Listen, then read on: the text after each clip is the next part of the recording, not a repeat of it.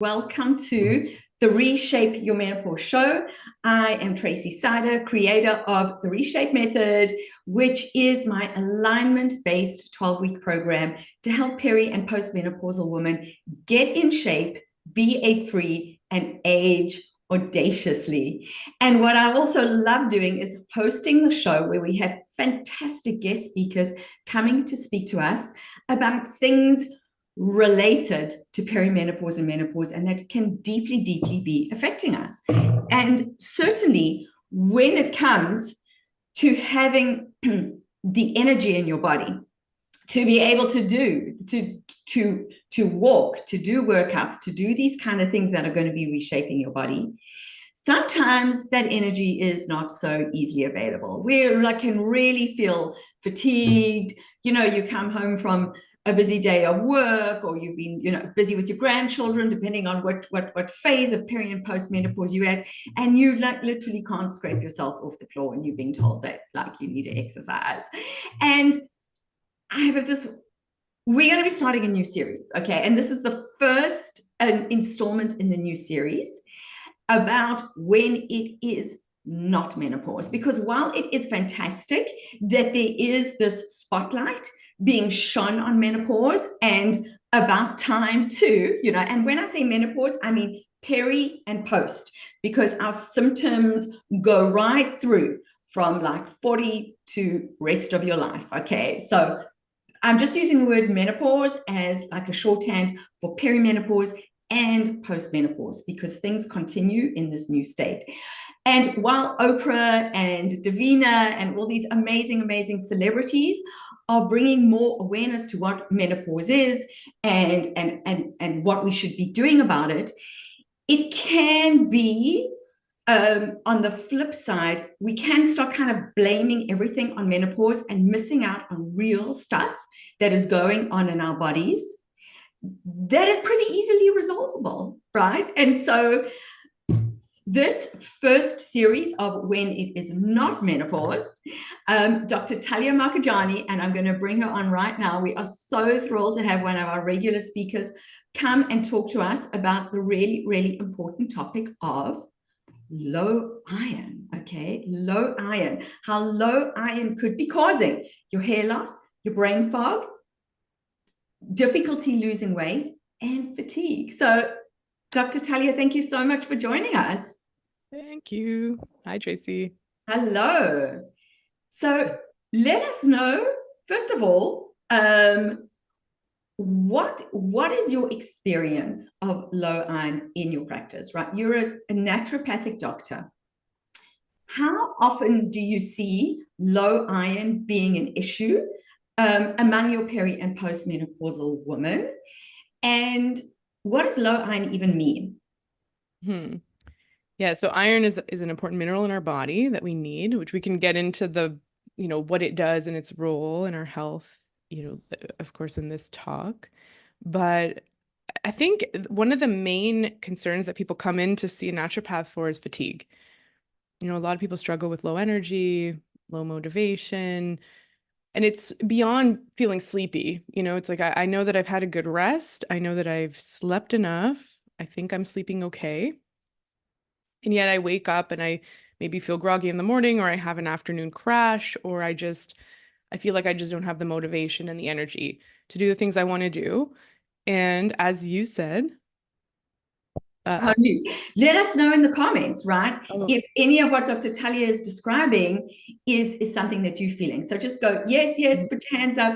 And that is, so just to say, please comment in the comments on the live or the replay. And we are watching the comments in my Facebook group, the Moving and Reshaping Club for peri and menopause. So if you're watching on LinkedIn or YouTube or any of the other channels, please come and join us in the Facebook group, because that's where we are looking at comments. So sorry. Yeah, so this feeling like you're rested, you didn't have the hardest day, but there's this general, is it like a lethargy? How would you describe it? Yeah, lethargy, low motivation, maybe a brain fog. A lot of people would describe I wake up in the morning, I have my morning routine, get kids ready, or, get ready for work. And then I go to work, and then I have nothing left at the end of the day. I feel like I kind of just sit in front of the TV and then go to bed, and then I start the day again, and there's nothing left for hobbies, for creativity. It's a struggle to exercise. And so, yeah, if you relate to any of this, let us know in the comments, and we can elaborate a little bit more. So that's one of the main issues that people come to a naturopath for, because, and we'll talk about your story, Tracy, but a lot of people go to see their medical doctor for this, and then they're not, it's a struggle to figure out what's going on. A lot of people are told, oh, well, you're just getting older.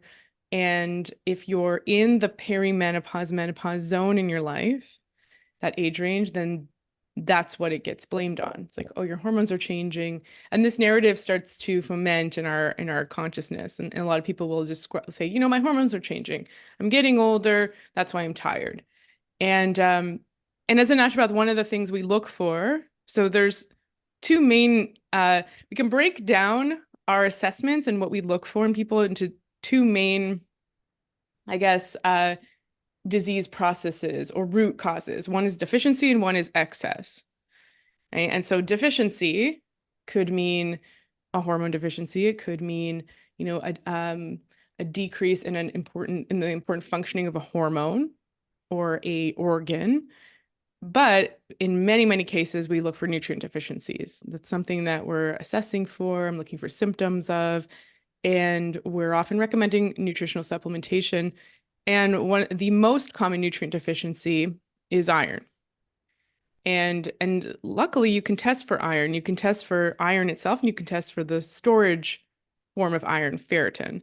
And that's done in routine blood work. So it's an easy, low-hanging fruit to look for when someone's feeling fatigued. And maybe this is jumping too far ahead, but the reference range for healthy ferritin in blood work. So when you go and get blood work, it tells you like you're normal if your number falls between this number and this number. The low number for ferritin is 5 and the high is 272. That's a No. massive range. Yeah, that's a big range, Wow. Okay. 5. Yes. So imagine if it's like the average age of my friends are 5 to 272, right? Like it's a Yes. big Yes. like, nothing Okay. fits in that range. So your doctor will tell you that you're normal if you're in the range of what? 5 5 to 272. to Now, 6. some doctors are aware that 5 is a pretty low number. Yeah. What's the optimal? Like, what should we be shooting for?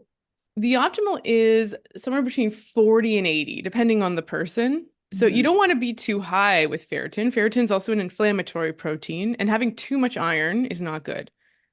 Think about and we'll talk about what iron does, but too much iron could be inflammatory. It could rust your body because it interacts with oxygen, which is what it's supposed to do. But if you have too much, it can start to rust and cause inflammation and damage to certain tissues. So some people have issues with too much iron, but having too low iron can cause a lot of problems too, right? We'll talk again about that, but low energy is probably the main symptom, right? Because your body doesn't have, and low energy, is not just feeling tired. It's having a body that can't do all of the things it needs to do, right? So, your liver needs energy to detoxify. Your gut needs energy to absorb nutrients. Your bones need energy to rebuild and repair. Your brain needs energy to to learn things, to regulate your mood, to help you think. So having low energy in different parts of your body doesn't just mean that you feel tired. It could mean that you're not digesting well, that you're not able to digest certain foods, you have bloating, you have gas, you have constipation, diarrhea. It could mean that you're not absorbing your nutrients. It could mean that you're not detoxifying. It could mean that your skin is dull and not repairing itself, that wounds aren't healing properly, that your hair is getting brittle and falling out. It could impact your mood because you're not able to make brain chemicals efficiently. So there's a lot of consequences of having low iron as a consequence of not having enough energy. And your cells use energy in different ways. So that's why the symptoms, if you look up symptoms of low iron, there's a laundry list of symptoms from brain fog to, even heavy menstrual periods, if you're still getting periods, sometimes that can cause heavy or light menstrual periods. Mhm. Um, you Right. So, know, and a lot of those symptoms do overlap with peri and postmenopausal symptoms, right? that's right. Yeah. Yeah. Yeah. And that could be because, well, one of the things that happens, so, perimenopause and menopause are natural stages for our body to go through, just like puberty. So it's called like what is it, the third life stage or the second Mhm. puberty. When you were going through puberty, for some of you, it was uneventful. You just got your first period, it was the whole thing, but you didn't have very heavy or painful or horrible periods. You didn't deal with a lot of PMS. It was a new thing that you learned about and that you experienced. For others, you had a horrible puberty. Like I know many of my patients had extremely heavy bleeding, nausea, extreme mood swings. A lot were put on the birth control pill early as a treatment for that. And same thing with perimenopause and menopause. So as we undergo these hormonal transitions, we can have different experiences. And a lot of that transition is a result of revealing underlying health issues that our hormones were making us more resilient against. Right. And so if you're dealing with low iron, but you're used to it, you've been told that everything's normal and you've Mhm. just kind of accepted it. Now, when you're experiencing a hormonal transition, you're going to feel even more fatigued. You're going to be struggling even more with putting on muscle. You're going to be dealing with more hair loss. You're going to be noticing more changes to your skin. And so you'll have thyroid issues. So it's like another pillar or another piece of an important foundation of your health uh, is being altered as a result of this normal hormone transition, and you're having a rougher time because of this deeper underlying health issue, Right. such as low iron, right? Mhm. So it's not, I mean, some of us, everything is healthy and you still go through a rough Mhm. period as your hormones change, but for many people, it's worth it to look at other factors that could be going on that are making it rough for you, that are making things harder. Right. Yeah. Yeah. And maybe I can just tell people a little bit about my story and why this whole Yeah. iron conversation is so close to my heart. And maybe other people will, have a similar story. And in my mid 40s, I'm 54 now. I was really, really struggling. I mean, besides like the aches and pains in my body, and everything else that was going on, my fatigue was extreme. Okay. And I turned down jobs. I turned down jobs because I mean I was working at home, but I remember I turned down two jobs because the thought of not being able to be at home and nap in the middle of the day, I knew I couldn't manage. I couldn't write, when you're like the brain fog, I had to concentrate really, really hard when I was driving to keep my focus on the road, like more than average. I was winded after climbing a flight of stairs. Okay. And I taught yoga. I thought I was fit, right? No matter what I did, I could not lose weight. If anything, I was putting on weight. My hair was falling out, so I was concerned about that, but my doctor wasn't concerned about that. And just I remember the one thing that really struck me in terms of the brain fog and this feeling that I just was not coping.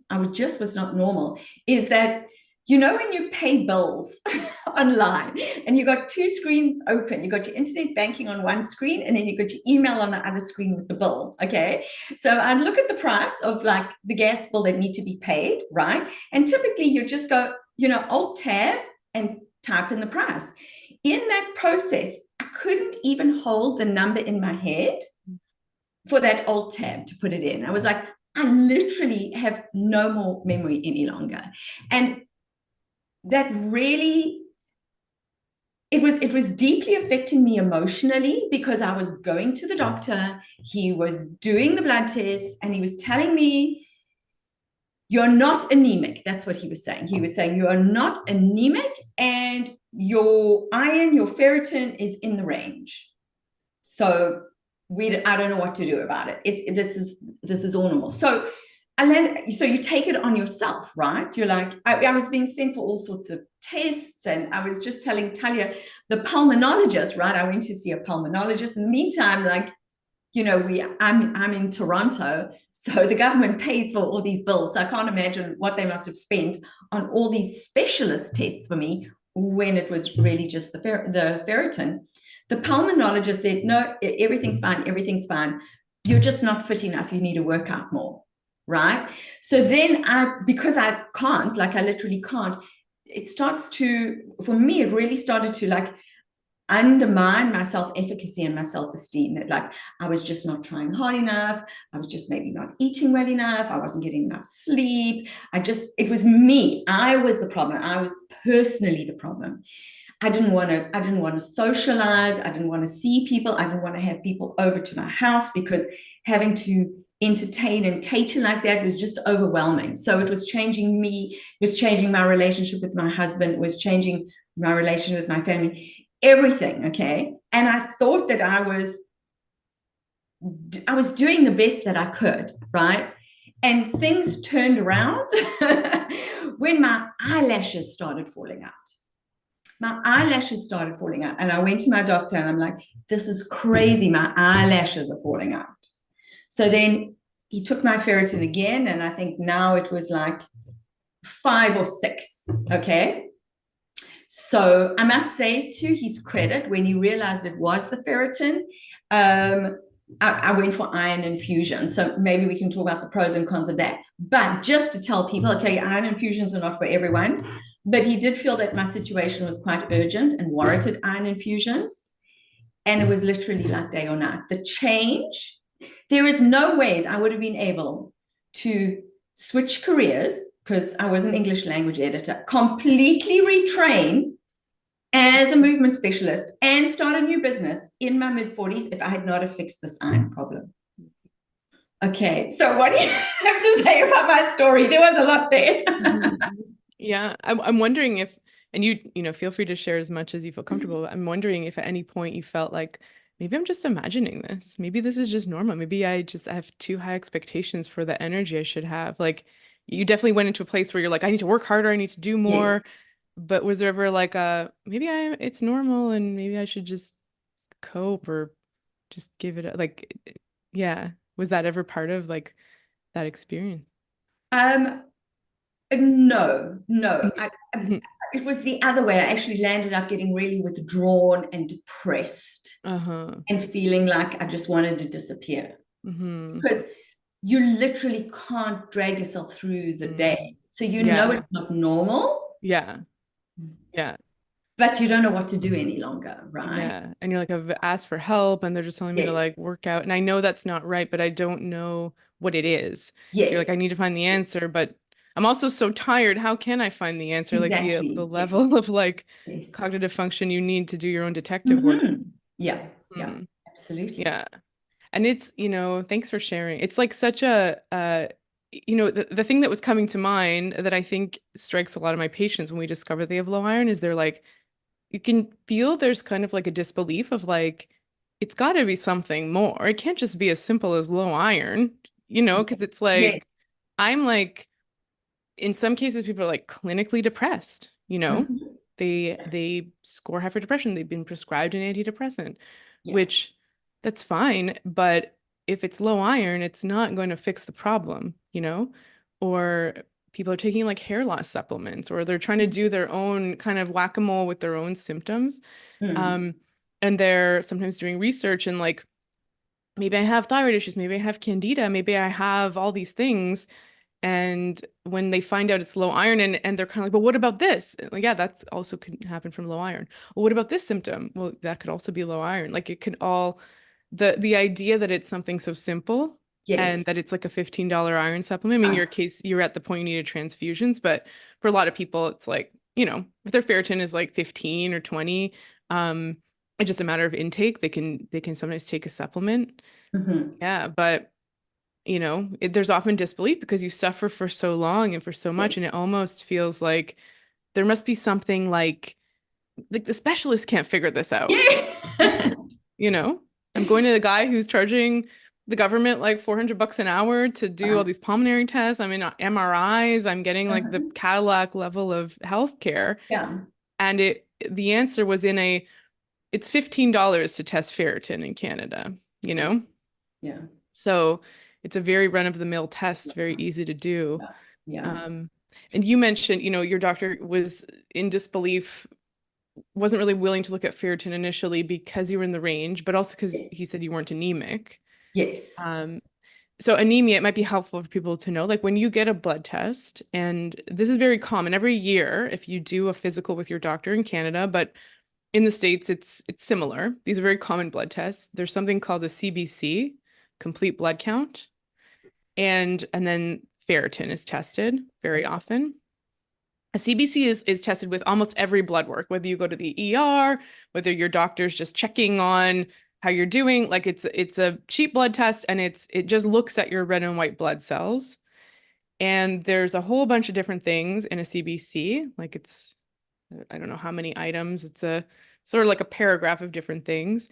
And there'll be things on there like red blood cells, hemoglobin, which is the protein that carries oxygen, and iron. And things like hematocrit, and it tells you the shape, the size of your red blood cells.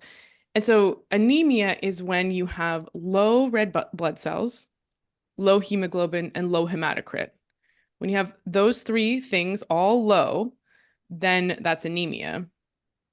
And you can have anemia because of nutrient deficiencies like low iron, low B6, low B12, and low folate. So any of those. When those nutrients are low enough, your body has a hard time making red blood cells.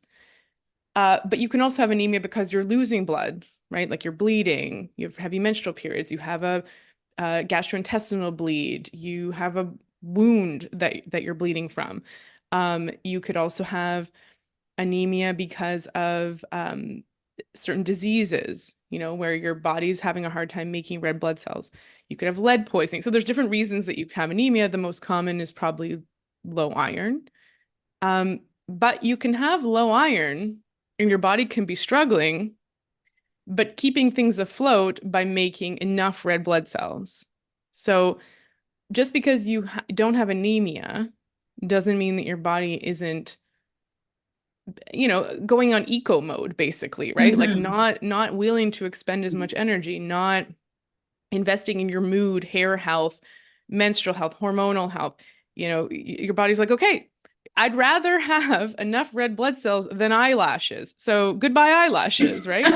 you Yes. know?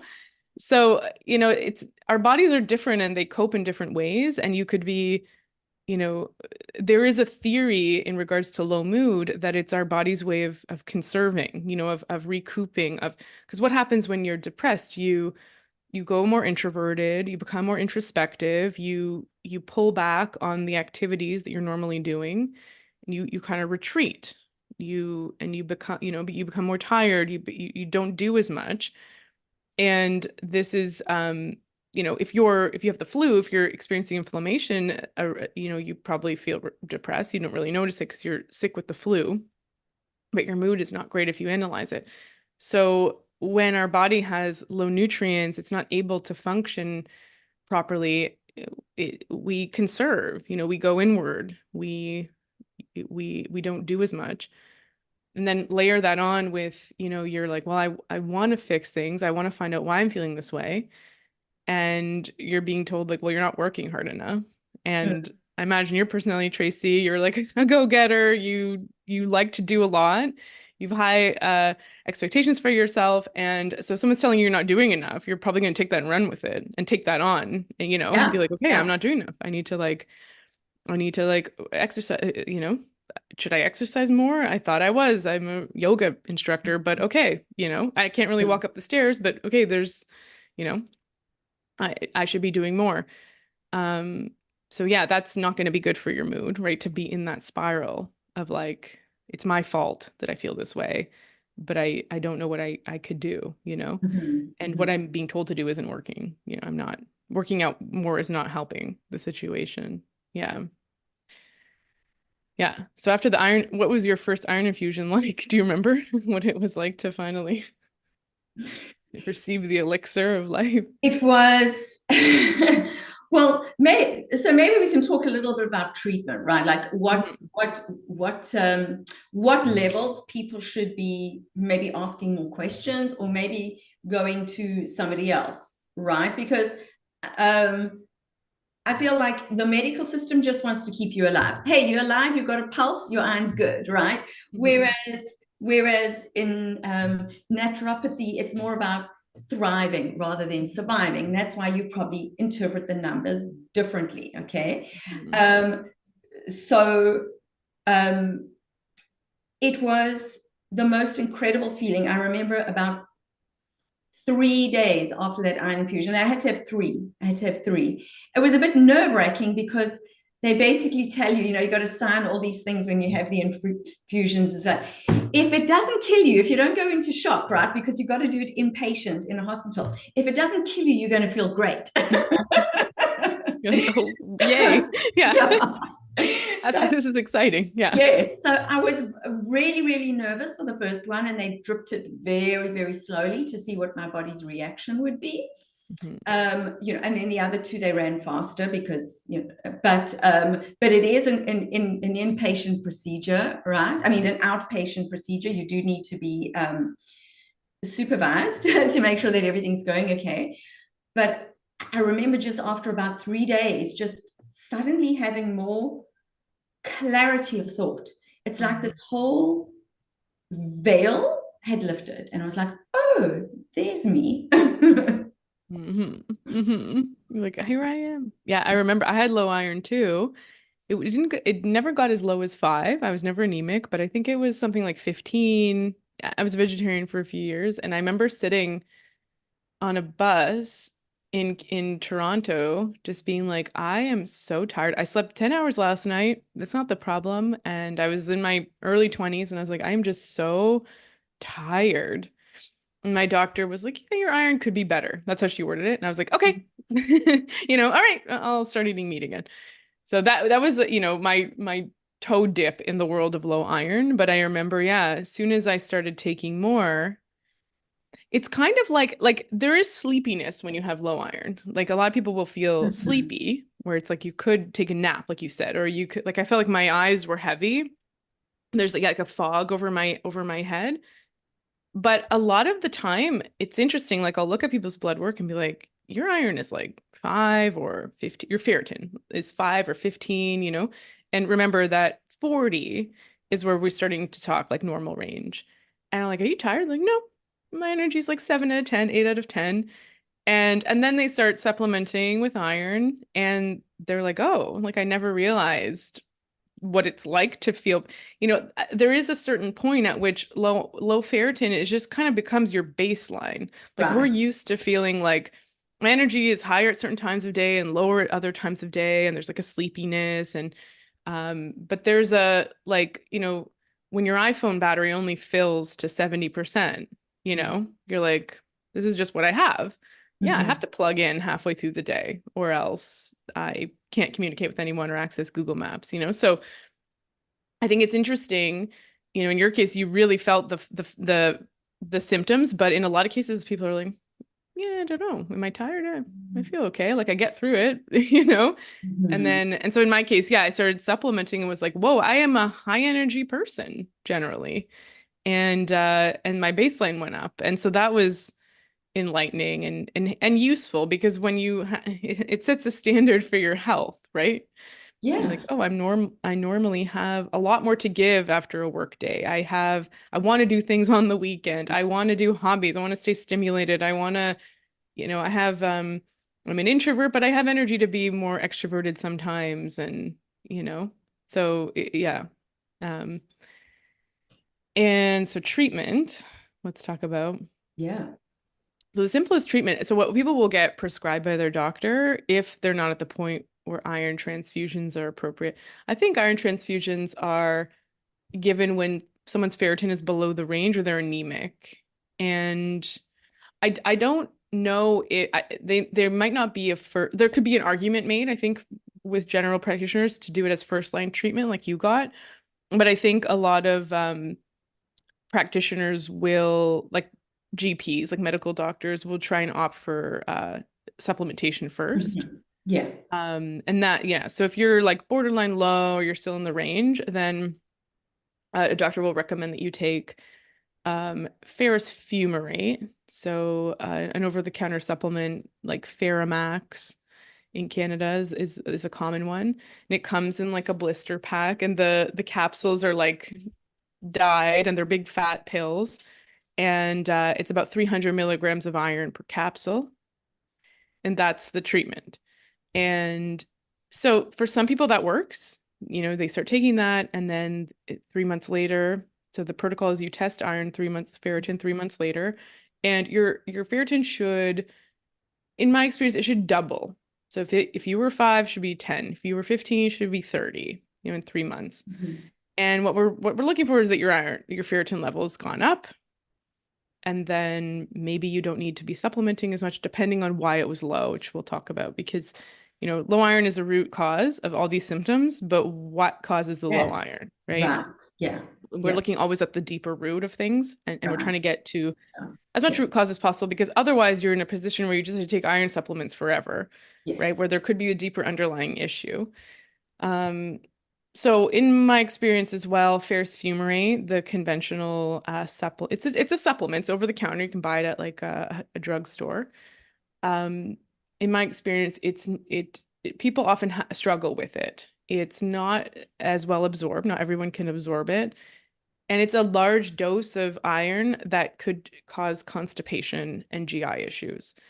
And so I'll typically recommend a iron bisglycinate. So this is a vegan, non-animal source type of iron, and it's usually a lot better tolerated and absorbed.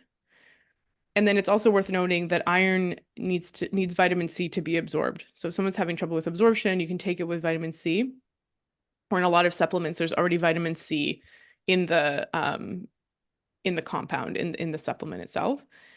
The best absorbed form of iron, though, is heme iron from animals. So this is, from you can buy heme iron, which is animal based, or you can eat red meat, or you can take like beef liver or some sort of animal organ supplement, or consume it.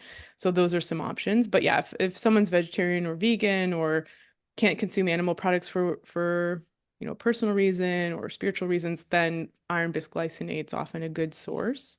Um, and then there's different, sometimes people have trouble with iron, and then it's worth rotating around to find different types of supplements and different combinations. And then sometimes we try a bisglycinate form and the person's iron's not budging, and we try beef liver capsules, and then all of a sudden their iron comes way up, and so a lot of Beef it is liver capsules. I didn't even know there was a thing. mm-hmm. Magic. Well, I can explain a little bit more about beef Yeah. liver in a bit, because uh so beef liver, actually, the people that I think it was the early 1900s, some researchers got the Nobel Prize for using beef liver to cure anemia.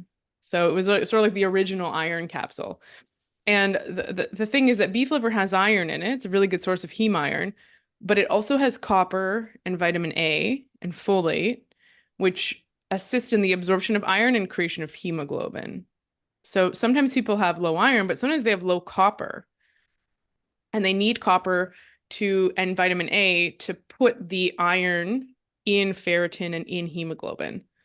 And without those nutrients, they have enough iron in their body, but the iron is stuck in other tissues. So they may be struggling with like actual iron overload, but Hmm. it's not going where it needs to go. And so this is a problem, because our bodies they make energy. Here's the science lesson. You guys can tune this out if you want. I'll try and be quick. Our bodies make energy in the form of something called ATP. So every single cell, like we talked about, has a job to do, and it needs energy to do its job. The energy is ATP. We make ATP with glucose and oxygen and water. And and um and so the ATP is made in all of our cells, in our mitochondria, which are the power grids or the power sources, the power, yeah, whatever power stations of our cells, our mitochondria make ATP, and oxygen, which is a very reactive molecule. I don't know if you remember from grade 7 science, where your teacher like lit oxygen on fire and it made kind of like an explosion, right? So oxygen is very reactive and it has a lot of energy, and our bodies create a chemical reaction, and they harness the power of oxygen to make ATP.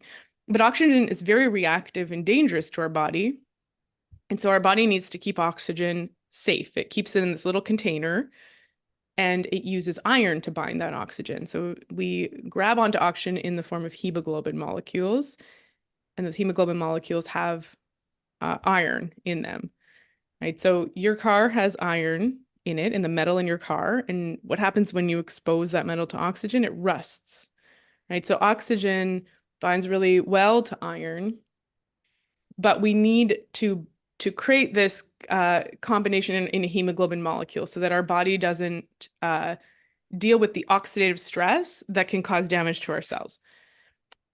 So, so we have these nuclear reactors in our body, and there's a lot of potential for damage to be done. So we have all of these like safeguards in our body. So that's hemoglobin's job. It binds oxygen, and because of the iron that it contains.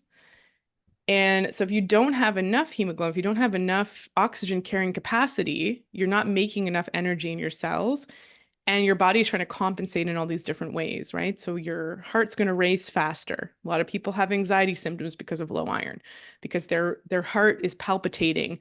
They feel more anxious. You mentioned weight gain, Tracy, right? So if you can't make energy, and one of the fuels of energy is fat. If your metabolism is not working as fast, right? So you're not breaking down body fat, you're not using your food for energy because there's a block in energy production where you're not able to get enough oxygen to the cells to make energy. So you're like, my heart is, my metabolism's slow, I'm not absorbing things. So, none of our cells are working optimally. And so when we're getting enough iron in our bodies, that iron may not be, it needs copper and it needs vitamin A to get it into the hemoglobin molecules so it can hold on to oxygen. That's where it's useful to us. Iron just kind of stuck in your tissues is not very useful. It will interact with oxygen and cause inflammation or like rusting in your body, right? So this could be like GI issues and things like that. So in a lot of cases, it's helpful to have something that has copper, vitamin A. If you do an assessment with someone and figure out that those might be, and there's some signs that those could be deficient, it's helpful to add those nutrients in to help the person gather up the iron that they still have in their body and put it into hemoglobin. So sometimes the answer is not just adding more iron, it's figuring out like, is the iron not going where it needs to go efficiently enough because of other nutrient deficiencies? Yeah, so that's where sometimes beef liver is a helpful tool. And it comes in capsules just because a lot of people are disgusted, including myself, with the idea of eating it. And so does chicken not cut it? Chicken is not the same. Yeah, chicken liver, it doesn't have the level of copper and vitamin A that beef liver does. With another patient that I'm thinking of, we use spleen. So our spleen is a reservoir for red blood cells and white blood cells. And so spleen was another one. It was, which again is kind of gross. But then all of a sudden her iron came right up. So sometimes, and I say this a lot, I mean, a big, I don't know, difference, a feature, like a part of the approach of a naturopathic doctor is like, we're trying to help you hit your goals. So if it's like, there's really no exhaustion of treatment, there's no point at which it's like, oh, we can't help you. Maybe I am at my limit of what I know, but I could try and refer you, right? There's never like a point at which it's like, well, this is just it. You're never gonna, we're always trying to figure out, okay, how to help the person, right? And so, ferrous fumarate didn't work for you. That's very common. Okay, let's try and here's some other options. What do you feel comfortable with? Maybe we try iron bisglycinate. Maybe we try a heme iron. Maybe we try beef liver. Maybe we talk about getting it from food. When you're really iron deficient, it's hard to rely just on food because even 100 grams of meat, like red meat, one of the most iron dense sources of food, is only has about a milligram of iron in it. So it's well absorbed, but it's not a lot. Like you're thinking about kind of overcoming a deficiency, you probably need to supplement for a while or be really diligent and aware of how much iron you're getting and you know and intaking a lot of iron from diet. So you have to be pretty strategic if you're going to get it from diet. But I mean, beef liver is a way you can do that. So yeah, so we're looking at like, okay, what, you know, what fits with you? What are your religious beliefs? What are your ethical beliefs? Do you consume meat? Do you not consume meat? You know, and then do you have a vitamin C deficiency? Let's add vitamin C. Is there another way to do copper, vitamin A? Are those deficient? You know, let's redo your blood work. Are you absorbing it? Okay, no absorption. There could be a gut bug that's stealing your iron from you. There could be an issue with absorption because you have intestinal inflammation. You could be losing a lot of iron because you have heavy periods. And a lot of people through the perimenopausal phase will have increased bleeding or really heavy periods or frequent periods. You know, fibroids, are those going on? And that's causing heavy bleeding. Um, and then expenditure, you know, like do you just need more iron? Or is there, again, like the gut dysbiosis, sometimes candida yeast overgrowth, is there something that's uh you're consuming iron, you're intaking it, and then there's this thing in your gut that's stealing it from you, that's using it for its own purposes that are not beneficial to you, right? Now you have this overgrowth in your gut, so you have all these gut symptoms and you're low iron. You know, is there chronic infection? Is there chronic inflammation? And so on. So we're looking at the person, we're trying to piece all of these things together and figure out why iron might be low and what we can, you know, the specific treatment for the person. Um, you know, so it's not a one size fits all. Right. Yeah. Yeah. And I think that is really, really important to bring across, right? That if you know, first is know your ferritin number, That's right. right? Know that 40 to 80 is the norm. And in fact, like I feel my best at 80. I can feel when I'm starting to drop below. And Mm-hmm. I probably need to make an appointment with you to have a look because they're not going to give me infusions again. So I need to get that up. Right. And then to go to someone who can help you through it because it's not necessarily you take 300 grams, right? And the next day you're like this percentage up. It's complicated. Iron's complicated. Mm-hmm. Yeah. Yeah. And you might be the type that you take the ferrous fumarate and it's good, you're good. But you know, I always question that because even the fact that that supplement is more expensive than an iron bisglycinate. Like I like the brand New Roots, no affiliation. They have an iron bisglycinate that has vitamin C and some B vitamins, and it's 35 milligrams of iron. And the bottle is like $6, $15. You know, it's not very expensive.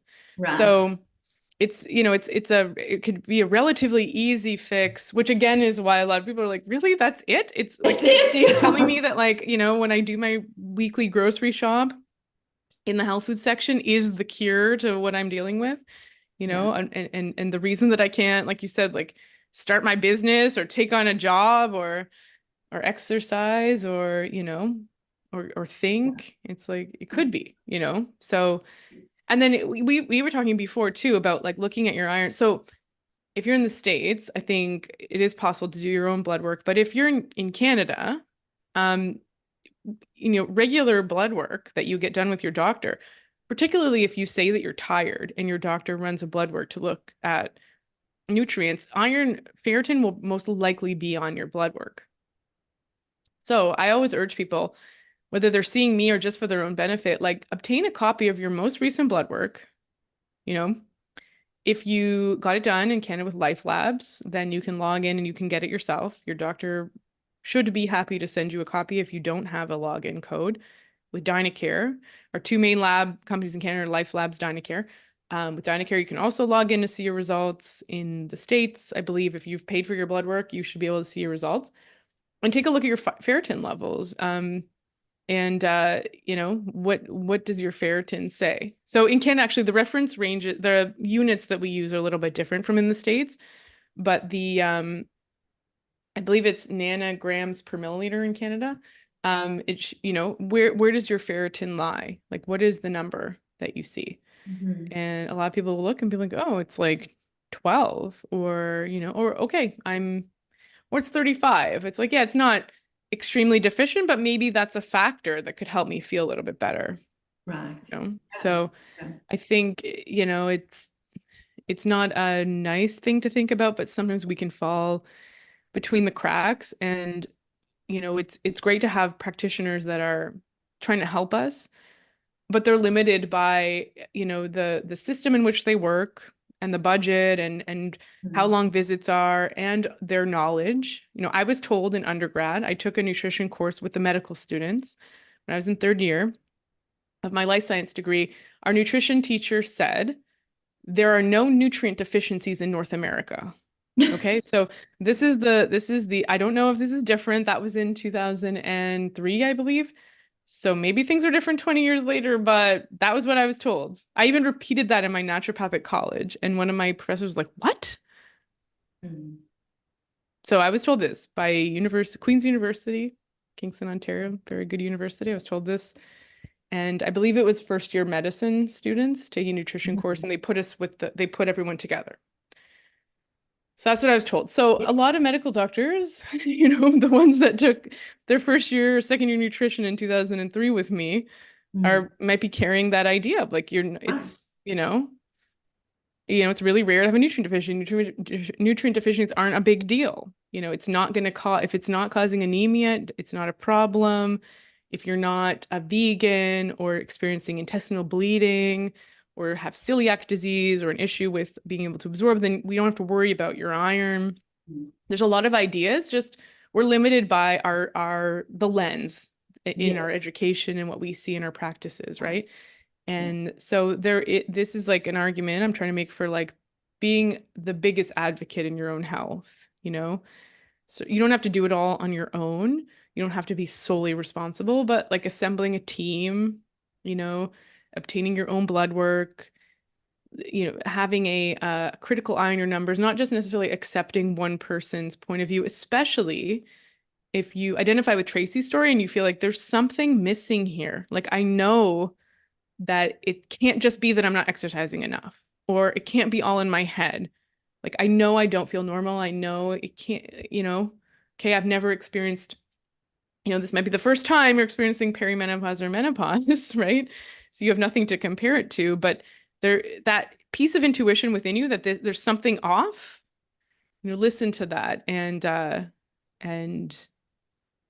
you know, and I think that's kind of what we need to do, especially in this day and age where you know, there's a lot of unanswered questions in the way our medical system's set up, you know.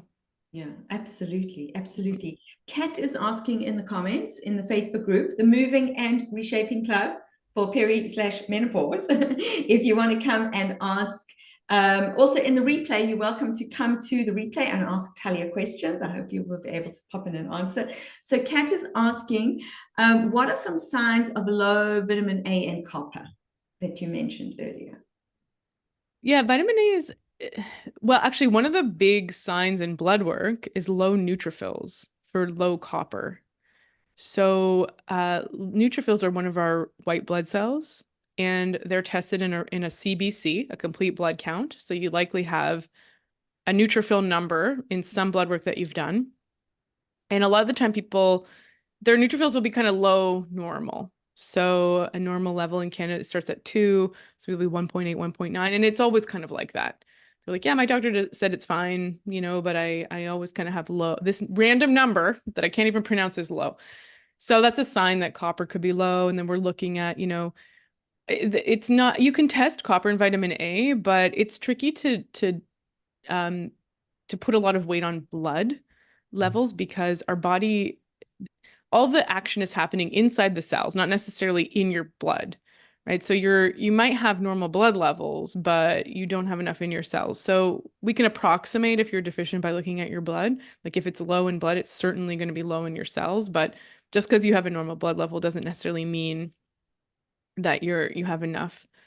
So we're looking at, yeah, like fatigue, issues with detoxification, potential liver issues, immune deficiency, like you're you're getting sick a lot, and fatigue, not responding to an iron supplement, not absorbing it, or, you eat iron in your diet. You're not a vegan or vegetarian. You don't have heavy periods. So the three reasons you'd have low iron, right, is absorption, intake, and expenditure.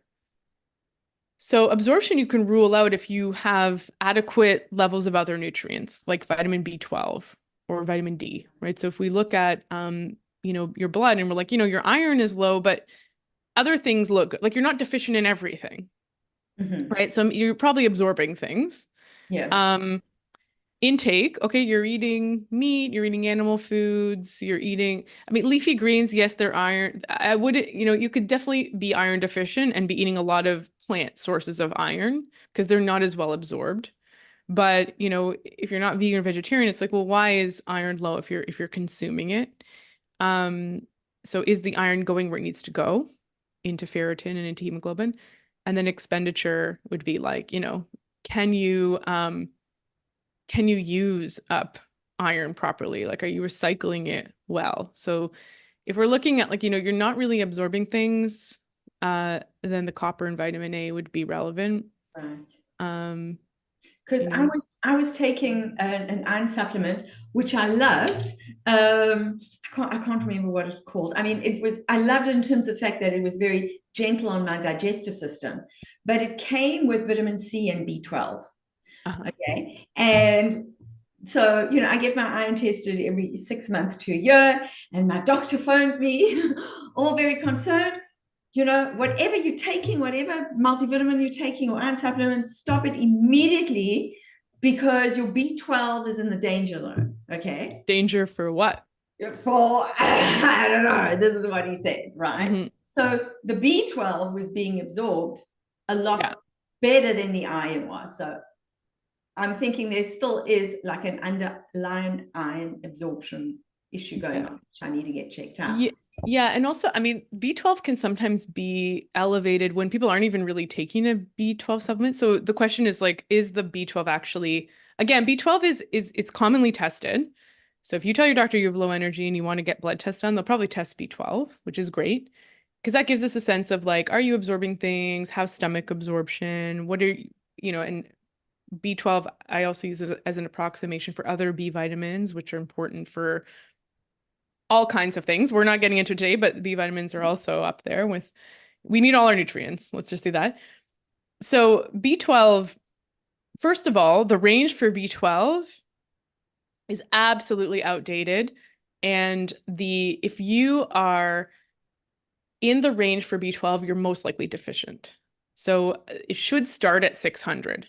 So minimum, you should have 6 for optimal health. If your B12 is under 400, and these are Canadian units, if your B12 is under 400, it's common to see deficiency symptoms. And some of those deficiency symptoms can be psychosis, severe depression, like schizophrenia. Like there was a case study of a woman who had severe schizophrenia, was like catatonic, suicidal, and after B12 injections was completely fine. So this is a very and she didn't even get the good kind of B12. It was like cyanocobalamin. So in Japan, the numbers start at a higher level, and there's no toxic dose of B12. It's water soluble. If you're getting B12 injections and you're like and you're getting them every day and your levels are high, I'd probably tell you you don't need to take them anymore. You don't need to take your sublingual B12 supplement, but you could still take your iron and B12. You could still take your B complex because you need the other B vitamins. You're not, you're going to pee out excess B12. There's no known side effects of B12. There's no known toxic dose. So, and this is happening so commonly where a doctor calls their patient, you need to get off your B12. Why? And again, it's like, what happens? What does B12 even do? I worked at a clinic, an outreach clinic, and I had a sick kids resident and a fellow, like a sick kids adolescent health specialist and fellow. And at this clinic, I did a lot of B12 injections because it was easy because a lot of the patients were street involved. So they would come in and they couldn't like take a supplement. So they would come in and get a treatment, and it was something I could offer. It was really nice. So I always had B12, and I got into this conversation with the resident and the fellow about B12, and they were like, yeah, I don't know. Like they didn't know anything about it, which is fine. That's not necessarily their expertise or their scope or, um, and they just had really, and at least they were uh humble enough to not really have an opinion about it. They were kind of like, okay, yeah, like if it helps, right? I'm like, Right. great. Yeah, Yeah. that's, um, and were all these patients severely B12 deficient? Not necessarily, but it can create like an energy boost, Yeah. especially if there's limits to your diet and things like that. It was helpful. But yeah, so but it is also harder to absorb iron, right? It's a mineral. It's very carefully taken into our body. And of course, it needs copper and vitamin A. So, it's normal that like I said, like iron, we can expect it to double every 3 months. So if you start off at a 5, then in 3 months you might be at a 10, still really deficient, but that's kind of the pace that we would expect. But your B12 could be like way up after if there's Right. B12 in your supplement. So that could be normal. It's not necessarily a problem with your absorption. It's just that like iron takes a while to get absorbed. And hence why when it's really low, it was good you got iron infusions because you just directly injected into your blood. And then your body's like, okay, we've got a lot to do, you Yes. know. Yes. Um, And can we talk for a minute about what you shouldn't be having with iron? Like I heard that calcium inhibits the absorption of iron. Is that true? So stay away from the cheeseburgers. Other cations, so calcium, zinc, magnesium, even copper, our body, sodium, our body, magnesium, our body absorbs one at a time. So it has transporters for cations and it doesn't distinguish between them. So if you have a lot of iron with calcium or magnesium, yeah, it's going to inhibit, or zinc, it'll inhibit absorption. So this is a problem, right, with the plant sources of iron. Not only are they not that well absorbed in general, but if spinach has a lot of calcium in it. And Mhm. and fibers and things like that can impede absorption. Like if somebody has iron overload, we often tell them to consume a lot of fiber, phytic acid, which is found in beans, seeds. Now, this is kind of, I think this is getting kind of technical. Like what I'll usually tell people is don't take if you're on iron and zinc and magnesium, which many people are, don't take them all together. A beef supplement, like, foods that are found in nature are fine. It's not going to impede absorption because it's heme iron. You know, uh, there's not huge doses of copper, but you're taking probably like 50 milligrams of zinc and 35 milligrams of iron or 400 milligrams of magnesium. Yeah, those are going to definitely compete for absorption. And if we really want to focus on getting your iron up, then it's good to take it with food. It's usually better tolerated, possibly better absorbed without food, but I'll usually recommend it with food just because it's a tough thing for your stomach to handle on its own. Usually with food, but away from your zinc, away from your magnesium, away from a multivitamin. But that being said, a prenatal vitamin has some iron in it and can be really effective. And it has iron, it has a little bit of calcium, it has magnesium, it has all the minerals. So it's not I would say it's more relevant for like supplements, like major sources of Right. Like I take 400 yeah. milligrams of, you'll be pleased to know I'm up to 400 Yes. milligrams of magnesium at night. Right. Yeah. So I should not be taking my iron at the same time. Yeah, you should just space it out like an hour or two, or take it with a different meal, take it in the morning as opposed to Right. nighttime. Yeah, a lot of iron supplements have B vitamins in them, which it can help with the absorption, but it also is because the B vitamins if they're low, they can cause anemia. So it's kind of an anemia supplement. Mhm. And it's very convenient if an iron supplement has vitamin C because it helps with the absorption of it. Um, yeah, this is another reason why vegans, vegetarians, it's hard because you're probably consuming a lot of beans, a lot of phytic acid, a lot of seeds. These are your main protein sources. So, if you're taking an iron supplement, I mean, again, it's probably not going to be a huge deal. Um, but yeah, avoiding like a big bean soup with your iron might be a Yeah. good idea. And I mean, this is more like you don't need to be this specific when you're just starting because just adding an iron supplement might be enough. But if we're looking at, okay, your iron hasn't come up and you've been supplementing for months and or we stopped taking, how do we want to improve your health and improve the functioning of your body and the absorption. And you could take maintenance supplements for the rest of your life if you're like, I'm not going to get enough iron from my diet. I have ethical, religious, spiritual beliefs, and this is how I eat, and it's just not enough iron, but I don't. But we have this beautiful technology of supplementation where I could still feel healthy. That's fine. But a lot of the time it's worth it to look at like, okay, how can we improve your body's ability to absorb it or dietary intake or, and particularly if you're supplementing and levels aren't coming up, then we might be a little bit more specific with, okay, what are you taking your iron supplement with? Okay, like a chia pudding.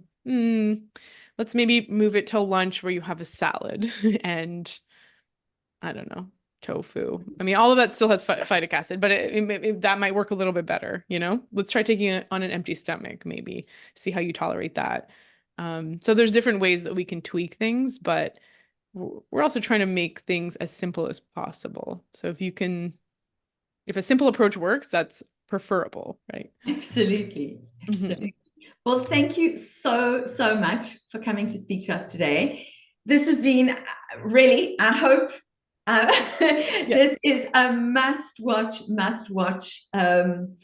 show for any woman over 40 because I mean I even read a study because I went into all I like was diving deep into this and it's something to watch for your teenagers as well. Apparently a Mm. vast majority of high school girls are iron deficient and that their test scores shoot up as soon as their iron gets like over 70. So like watch it, in your children, in your grandchildren. It's something that I think all women should be aware of. Would you agree with that? Definitely. Yeah. And we need iron to make dopamine, which is connected to depression, ADHD. So low iron's a big one for kids who are diagnosed with ADHD. Um, I I have never been assessed. I think the more I learn about neurodiversity, I'm like probably have some ADHD, but I'm really able to like with my executive functioning, I'm really able to manage things when my iron is better. Like how Mm-hmm. you were describing, you're like, I can't remember a number that I just looked at 2 seconds ago. Yeah. That's dopamine, like being able to retain things, being able to hold something in your brain while you're attending to something else, being able to like, you know, plan and make decisions. And that's dopamine, motivation, concentration in school, working memory, working intelligence. And it's the happy hormone. Mm-hmm. Serotonin gets labeled the happy hormone, but it's really dopamine. Like what we describe as happiness is a hormone, that drive, that excitement, that motivation, that's dopamine. So if you're feeling like blah, get your iron checked. Heavy menstrual periods, make sure that you're on top of your iron. Because sometimes, and this is a catch-22, you could have heavy periods because of low iron, because your blood is thinner, you bleed more, but then that's going to cause low iron because you're bleeding more, Right. and so on and so on. So, Wow. um, and then thyroid is another big one. Like sometimes people are like, I have all the symptoms of low thyroid, and my doctor says it's fine, but I don't I feel like my thyroid is probably not functioning as well. Well, we need iron to support our thyroid function. And I find that a lot of people have kind of borderline low thyroid function. When we supplement with iron, things return to normal. So it's the first thing I Incredible. try Right? to Yeah. approach. Yeah. And again, it's like, could it be so simple? Actually, yes, it could. I I know. think that's the message that we want people Yeah. to take I away. know I've So in many thank you. Yeah. moments have noticed like kind of like a Yeah. disappointment where people are like, oh, he's telling me it's iron. Because they probably don't, they're like, oh, I heard it's like like fatigue or whatever. And like, I have so much more. I have like all of these. I'm depressed. My Yes. doctor said I have depression. My doctor prescribed me Zoloft. Uh, And it's yeah. like, your doctor should have, we should have, you know, fine. That's great. But you need iron to make Yeah. dopamine. So Right. that's probably why Amazing. the Zoloft hasn't Amazing. really done everything. Yeah. Uh, yeah. Well, So thank you. Barbara says she really enjoyed it. Very informative. Kat says, thanks, thank you for Barbara. sharing this information. Amazing. I'm going to get the message out there for as many people to listen to this as possible. Thank you so much for your incredible insights and, of course, for your amazing way of just teaching in such an accessible way. Absolutely wonderful. Yeah, stay tuned, everybody. Talia and I are going to be discussing what our next when it's not menopause episode is going to be about. And so stay tuned for that. Yes. Thank you so much. Thanks, Tracy. I'm gonna look. I think my biggest takeaway, because I'm already a little bit down this iron thing, is I've been thinking that chicken cuts it, and you're saying it doesn't. I mean, there's iron in chicken, like meat, Yeah. and chicken liver and and any animal product. Like, I think the difference is like maintenance of Yes. iron and like re-supplementing. Right. So I Yes. think if it's like, and there could be very normal reasons why someone just needs to be an iron supplement all the time that when we uncover it, it's like, oh, you're not, you know, I have a vegan friend, and he's like, he's not going to start eating beef liver. And that's just, she has a hard line. Yeah. So he takes an iron, he checks his iron, takes an iron supplement. For a man, it's a little bit different because they don't have decades of menstrual bleeding. Yes. Right? Yes. So low iron diet for a man might be beneficial so they don't go into the high range. But yeah. So we look at that, you're like, okay, this is the I'm going to do a protein powder. I'm going to do an iron supplement. That's fine. That's fine. But if it's kind of like, I want, like, what else could I do? Or like, is this right? Or I'm trying to get, I'm trying to get off the supplement. I'm willing to, do what it takes. I want to investigate what's going on. Then yeah, it could be worth it to look at other things. Yeah. Amazing. But yeah. Thank you. Thank you. We'll be in touch. I need to, yeah. I can feel that my iron has come down a bit.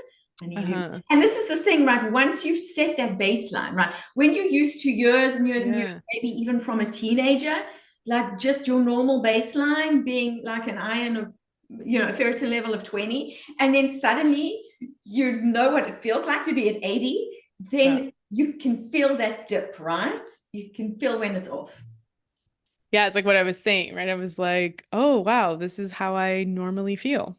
Speaking of kind of ADHD symptoms, right? It's like, oh, I can plan and prep and have things organized, and yet maybe takes more effort and more executive functioning, but I have that capacity. Like, oh, people describe me as a high energy person.